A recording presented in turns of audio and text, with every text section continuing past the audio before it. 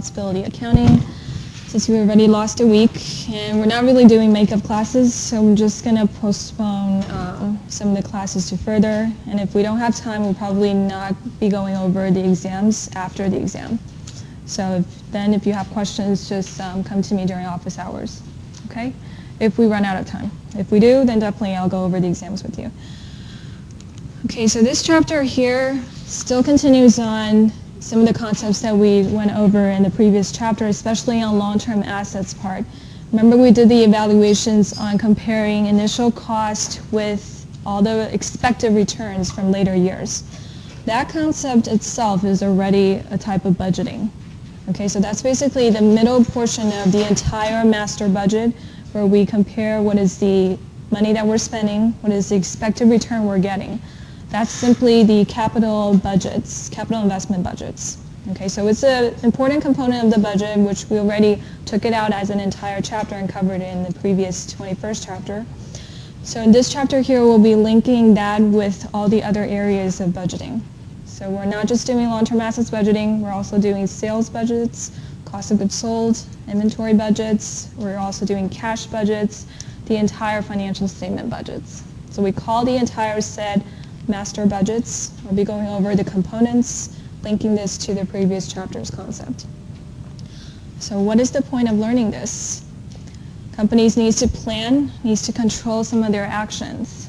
Okay, so just like you and me, typically 2013 is right around the corner. Perhaps January 1st you'll sit down and make a whole list of your yearly goals, right, objectives. So same for companies. They also need to sit down, especially managers, department heads. They need to work together and plan out the goals in the next season and potentially in the next year or 5 years. Right? So these are the strategic and operation plans that companies want to set, and then they turn this into numerical numbers.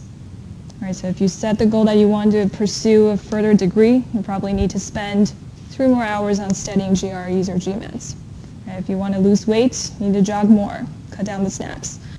Right? So just like you and me, we set the plans, companies also need to set the plans, and specifically on their operation cycle, then turn these wording goals into linking it to numbers.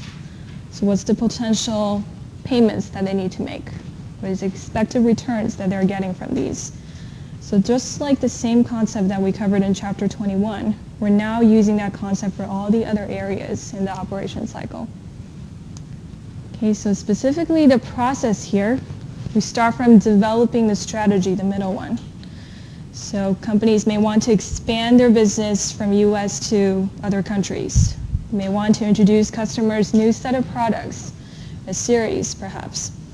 So these strategies, these goals, we then link it to a detailed planning cycle. So basically, what is the revenues that we're expecting to get? How does it do in marketing? What is the expected expenses in different areas that we may need to spend on in order to make that plan feasible? These planning side is basically linking these strategies into numbers. And then finally, we carry out the ones that has, remember, like the highest NPV, the highest IRR. Those are the projects that we go for. And we do evaluations, controls on these strategies, these plans. Okay, so this is the general cycle of budgeting. Again, starts from developing the strategies, the areas that the company wants to invest in, wants to improve. Then we understand what are the numbers that goes together with these plans. Revenues, expected returns, expected cost. After carrying it out, we act on the plan, then we do controls. Basically, this goes to that post-audit concept, right? Evaluating on a yearly basis whether the return is really as we anticipated, or do we have to cut down the budget in certain areas for next year. Okay? So the benefits of doing budgeting, remember that companies has different departments. It forces managers to set plans and work together as a team. So just think about introducing a new product. Besides the idea, the creativity that goes into the product, you have to take care of the materials in order to produce the product. So you have acquisition department purchasing materials, you have producing department putting together the materials, assembling it, and then what happens? After producing the product, the whole purpose of producing it, you need to sell it. So you also have sales department. Then you have marketing department to advertise the product. So after that, you also have customer service that needs to take care of all the customers' responses. Right? So all of these are different departments. They have different functions. Budgeting helps them to work together as a team, to link all the ideas together, numerical plans.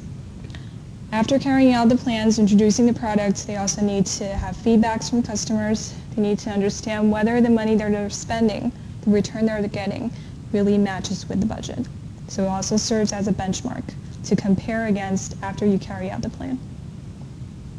Okay, so this is the theoretical background, the grounding, the reasoning why we're doing budgeting. It serves as a coordination team. Basically, it helps the managers from different departments to coordinate together, communicate. And also the budget serves as a benchmark. Now let's take a look